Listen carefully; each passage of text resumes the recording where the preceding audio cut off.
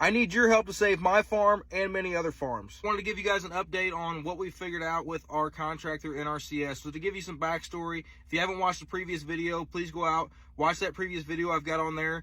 We are possibly going to lose our farm if NRCS doesn't hold up their contract with us on the EQIP program. So the reason that they're not able to hold up the contract is our EQIP program, which is cost sharing on fences, waters, a well, and some seedings, was funded by the Inflation Reduction Act. Because of the executive orders, there's a pause or a freeze on the funding through the Inflation Reduction Act, and they're not able to pay out on the stuff that we completed or anything going forward. But the issue I have is I've already done a bunch of the work, already paid for the material, already paid for the labor, so I'm out all that cost, and I use my farm operating expenses in order to do those projects, because per contract, I knew that I was going to get cost sharing refunds on the stuff once completed, but now that it's completed, they're saying that they're unable to provide the funds because of the freeze on the Inflation Reduction Act funds. So I reached out to a couple different senators and Congress people. So I reached out to Ann Wagner's office. I have not heard back from them. I reached out to Josh Hawley's office. I have heard back from him, not from him personally, but from his office.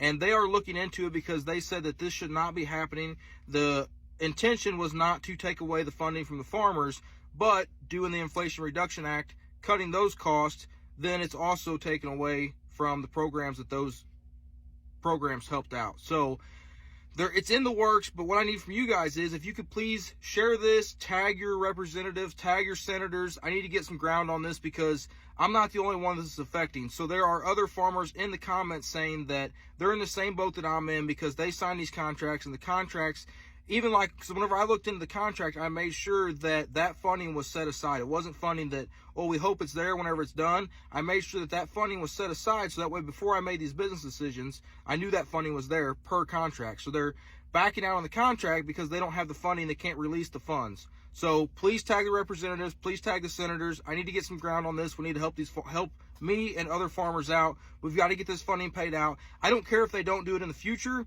The problem is there was contracts in place, multiple farms made business decisions, and multiple farms are going to sink if we don't get traction on this and get those funds unfrozen. We just want to work, sell our crop, and have a decent life like everybody else. But if they would just leave it alone. This trade war is going to impact literally every corner of the country. Some of those who are most uncertain about what this is going to mean is those in agriculture and farming. Like here, corn and soybean farmers and pork producers. Where does this trade war end? I don't know where it ends. I hope it ends soon. What is your message to the Trump administration? Just stay out of it.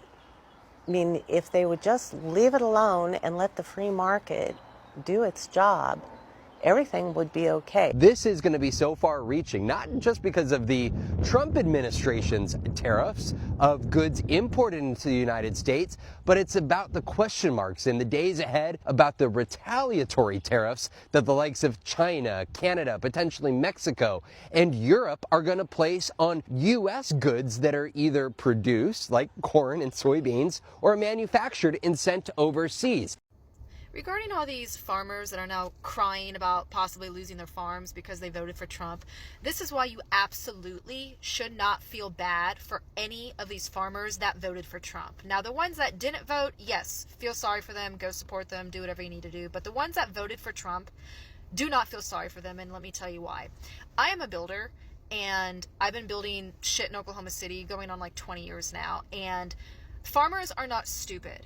If you have the ability to manage a farm and understand the weather, the climate, your machinery, the chemistry that goes into your crops, you are not a stupid person. You're just not. And especially when you come from generational farming, you have the ability to look ahead and predict what you need to survive. And so when you have two candidates where you have Kamala Harris on one side giving you a whole fucking list of shit that she's going to do for you and make your life better, and then you have Trump on the other side who can't even come out with a normal sounding sentence, and you still vote for that guy, and you are a farmer, you are either racist or sexist or both. And they're only crying now because now they are being treated exactly how they voted for other people to be treated. Got that? they are being treated how they voted for other minorities, people of color, everybody else, poor people, sick people. That's how they voted for other people to be treated. And now they're the ones being treated that way by losing their livelihood, their homes, their income, their farms. So do not feel sorry for them. This is exactly what they had coming. Quick follow-up as to why exactly would Trump be doing this to farmers anyways? And I'm guessing 99% chance it's because he wants to bankrupt farms so his corporate buddies can come in and do a land grab. Basically what you have been seeing the last few years, major companies buying up a bunch of rental houses and jacking up the price of rents, and it's all going to corporations. It's probably something similar to let these farms go to foreclosure and his corporate buddies be able to come in, swoop them up, and now you've got bigger companies involved in more of our day-to-day food. Hello, what's up everybody? How are you doing? I hope you're doing super great from whatever you're watching us from. This is your presenter Stories, and I'm hoping that you are super great. In today's video, there is something which has been going on for a while now. Trump's tariff affecting farmers, American farmers, especially white American farmers. And this is something of discussion that has been trending this week despite the stock market going haywire and everything really crazy happening in the United States. Now, white farmers are pleading and explaining how they regret the decisions that they made in choosing Mr. Donald Trump for leading. And this is how the Trump's tariff is going to affect majority of farmers, especially white farmers of the United States. And not trying to talk about segregation at this point, but look, when you look at things historically, how things happen, you get to realize that majority of white farmers enjoyed a number of privileges that black farmers didn't enjoy. And as a result, Mr. Trump himself is also screwing white farmers by pushing all these, tariffs that are happening. And this has negative effect to the farmers of America. But at least black farmers are already used to this, are already used to all these problems that right now they are going through. I want us to watch these videos. They're really, really important. They show us perspective and they show these farmers' take in regards to what Mr. Donald Trump has done. As usual, I do reaction towards contemporary things that are happening in the United States. And as much as this is concerned, this has been something which has been going on, and people, especially white farmers, are trying to address this. So I want us to watch this video. I'll be back because this is something worthwhile of discussion as we look into more things. Let's watch the video. I'll be back with my commentary as usual, and then we'll have a discussion in regards to this. I am so sorry that I was unable to manage the rogue wave that hit us this week. I wish I could name you all by person right now, all 290 clients of ours. You were my family. And I'm sorry that this rogue wave capsized our boat. In the coming days, in the coming weeks, our office doors will be open, our phones will be answered, and any questions that you might have, my staff will do their best to answer questions you might have and somehow help. I want to thank you all for becoming part of our family. I wish you all the best, because every morning when I woke up and I checked the markets, and my wonderful wife made us dinner, and I took my laptop and sat it next to me while I was sipping a glass of wine, because I want to check on the markets and make sure that they were okay. I am so sorry for not managing our ship and keeping her afloat. I bid you great luck and good health, and please feel free to call our office. So the farmers in America, they lost all their workers because they got deported. And then they voted for Trump. And then they lost a lot of the grants because this guy Musk has been, cleaning out, and he's taking from the poor. The farmers can't pay their bills. They're having to sell. And J.D. Vance set up a company so that he could buy farms.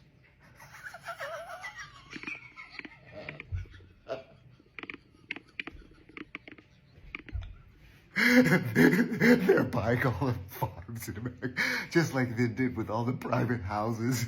Oh, you guys are so smart. You're brilliant.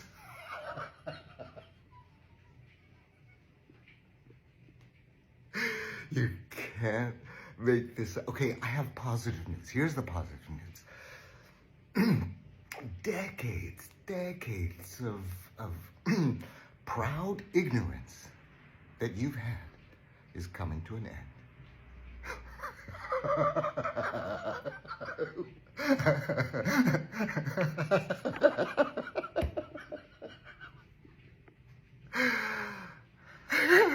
Jesus. Ready for the ultimate fuck around and find out? Here it comes. Watch this, and then we'll discuss. I need your help to save my farm and many other farms. I wanted to give you guys Okay, this Jethro is experiencing the ultimate mega FAFO moment.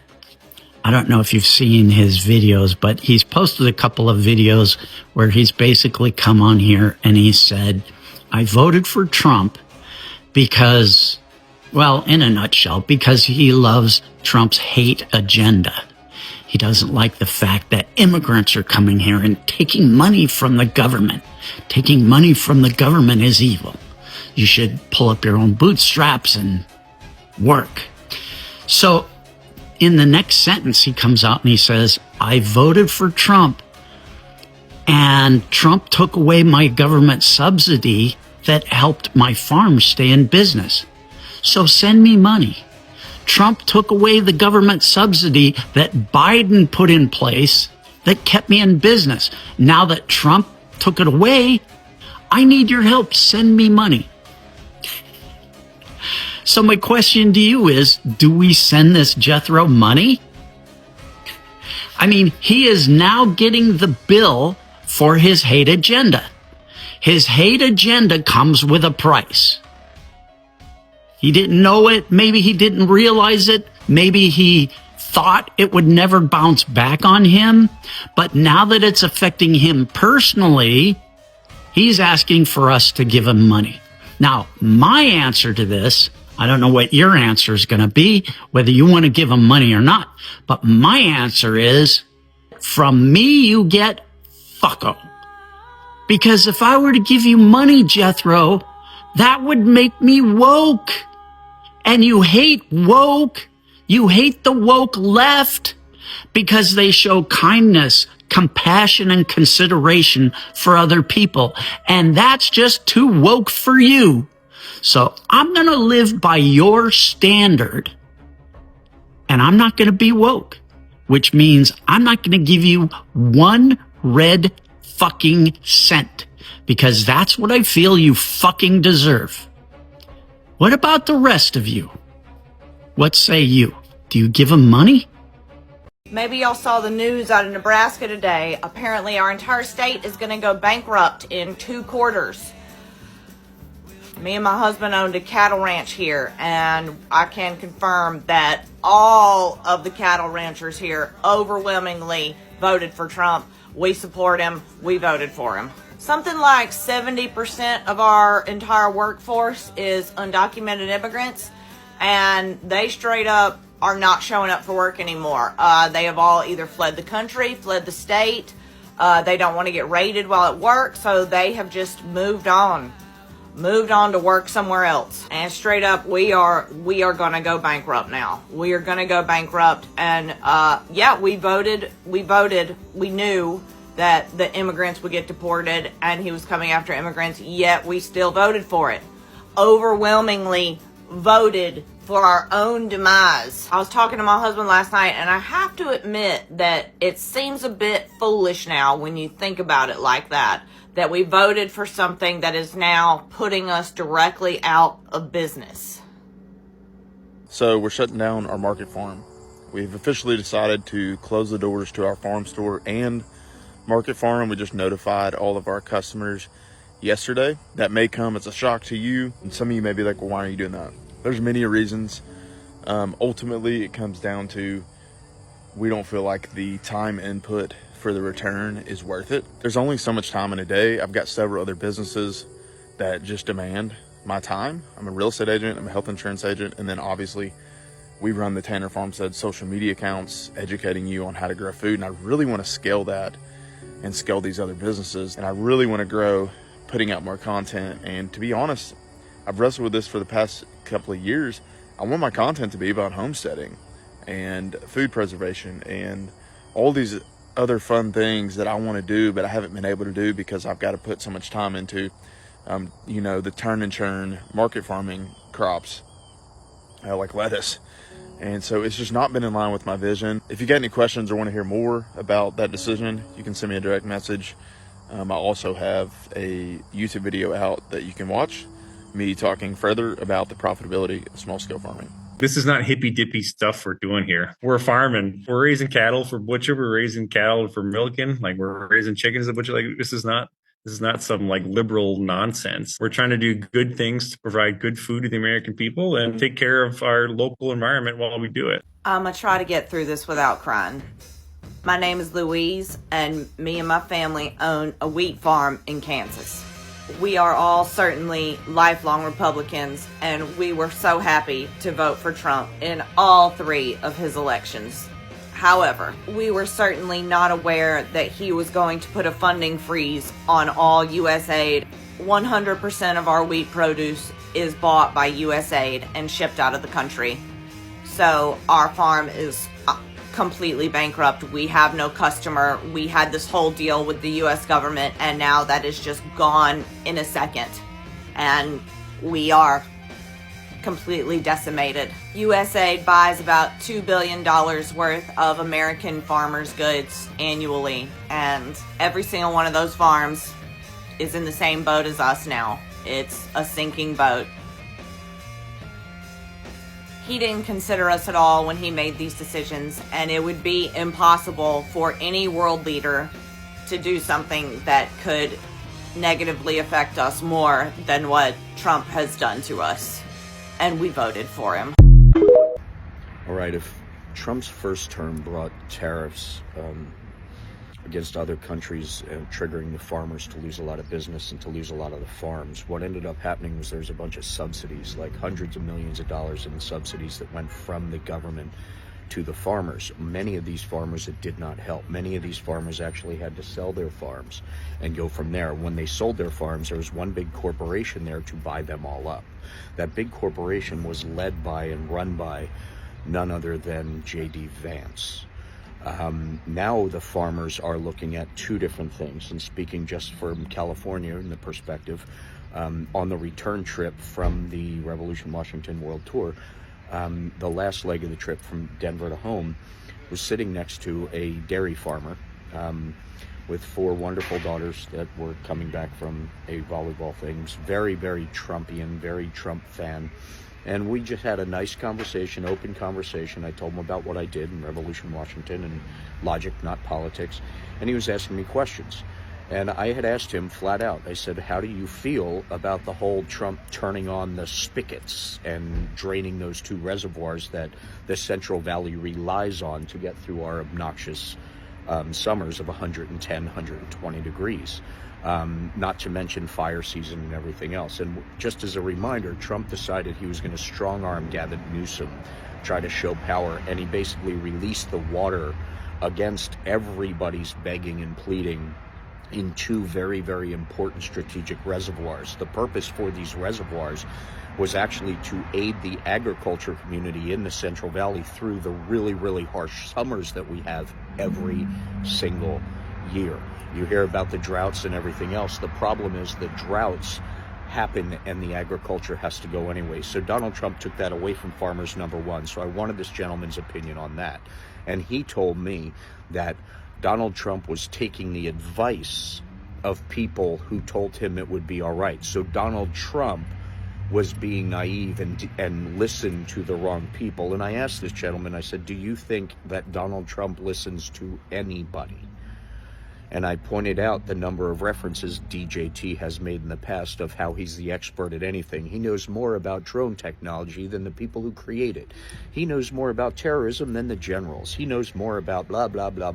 He knows, and he's a brain surgeon because his uncle was, and it's in his blood, which makes him smart. This is the C student who literally has problems reading, and that is proven and factual. So neither here nor there. So this gentleman came up with the excuse that he was taking the wrong advice and he was misled.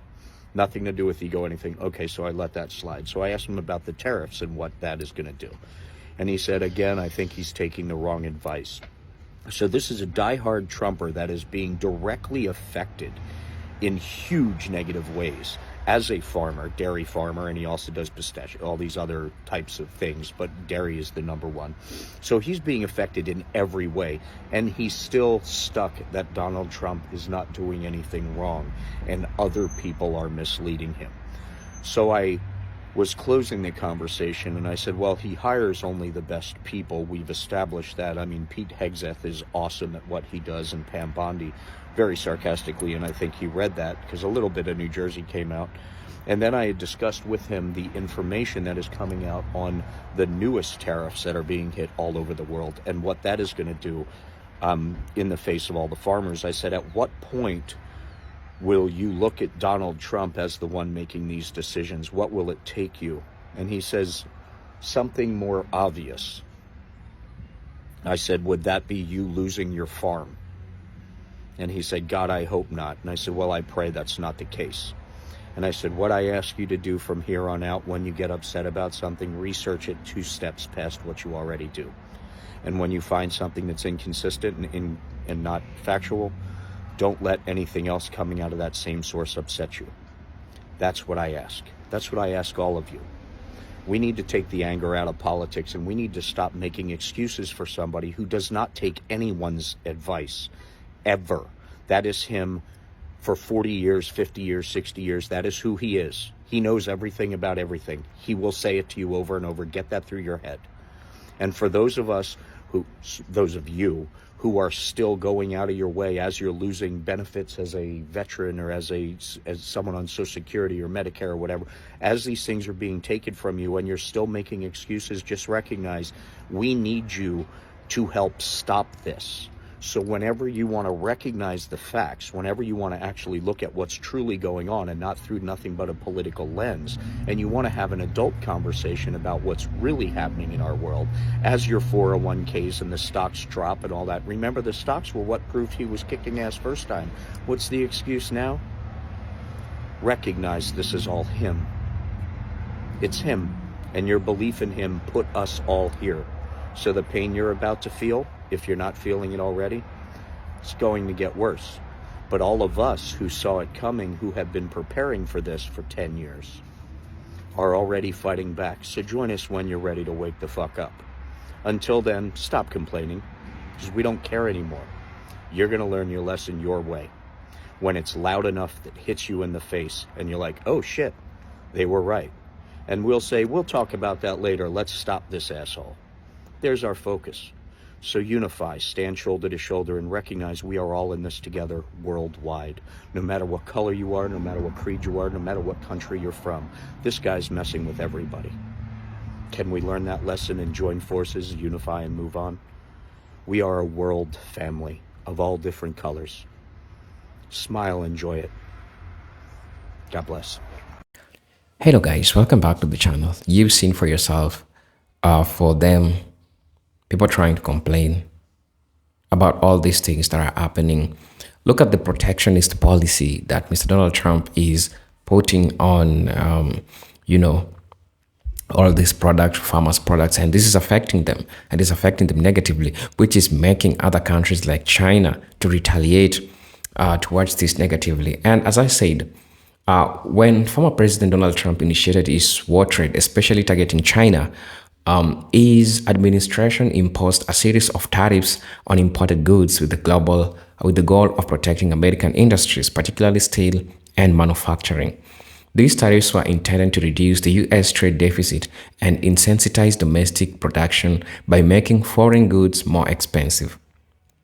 However, in a global economy where countries are interdependent, such as protectionist policy triggered retaliatory tariffs from affected countries, China, the largest importer of American agricultural products, was among the first to strike back and eat U.S. farmers, particularly white farmers in the Midwest, where it hurt the most.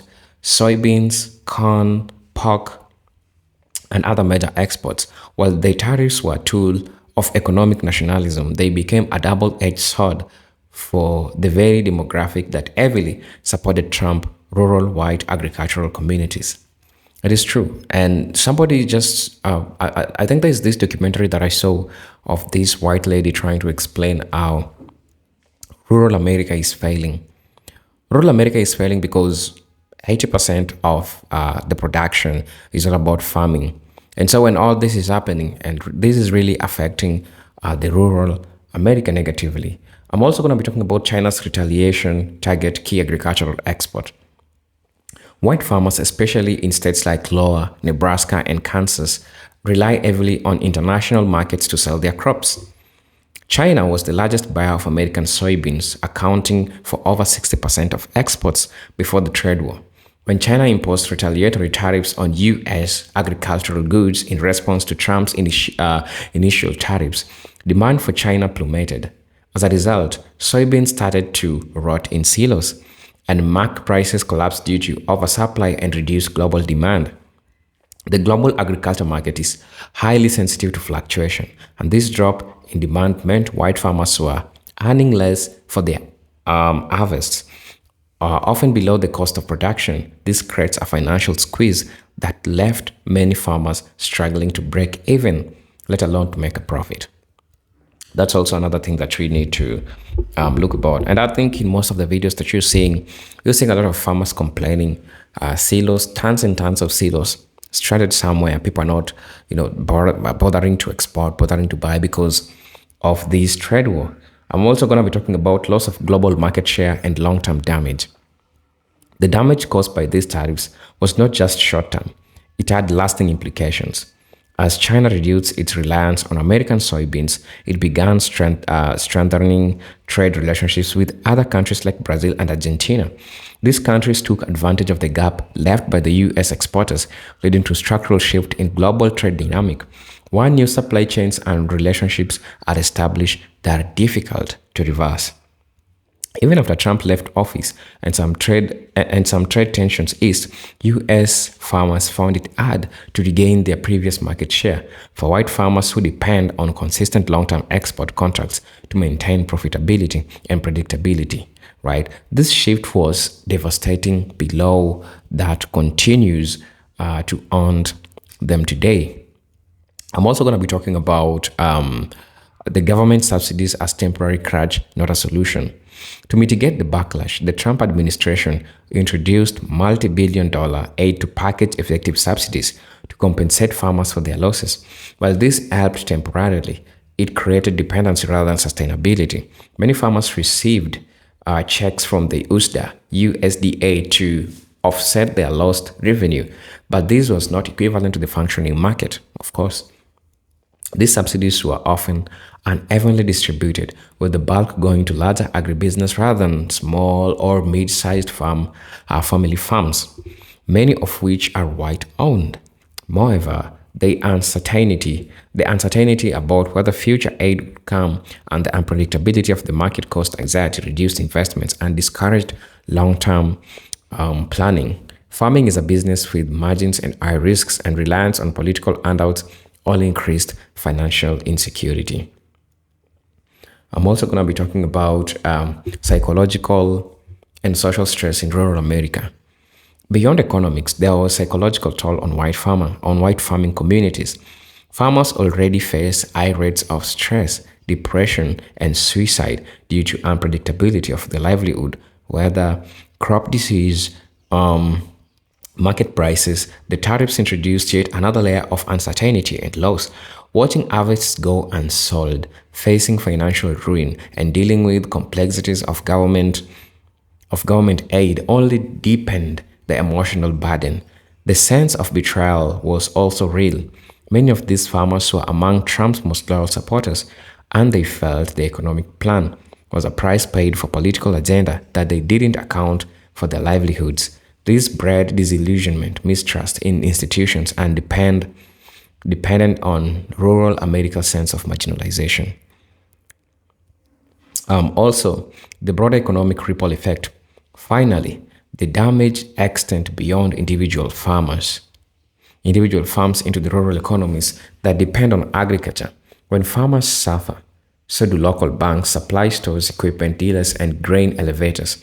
Small towns across Midwest and South rely on agriculture as their economic backbone. As farmers struggle with debt and reduced income, many had to scale back on spending, lay off workers, or shutter their farms entirely. The multiplier effect led to job losses, school closure, and declining population in rural white communities. While the tariffs were framed as defense on American workers, they ironically ended up weakening the very communities that formed the agricultural and political art of Trump's base. So tell me what you really think about this. These are Presenter Generic Stories, and I'm hoping to see you on my next video. But until then, I hope to see you in my next video. Peace, love, and harmony. Salute.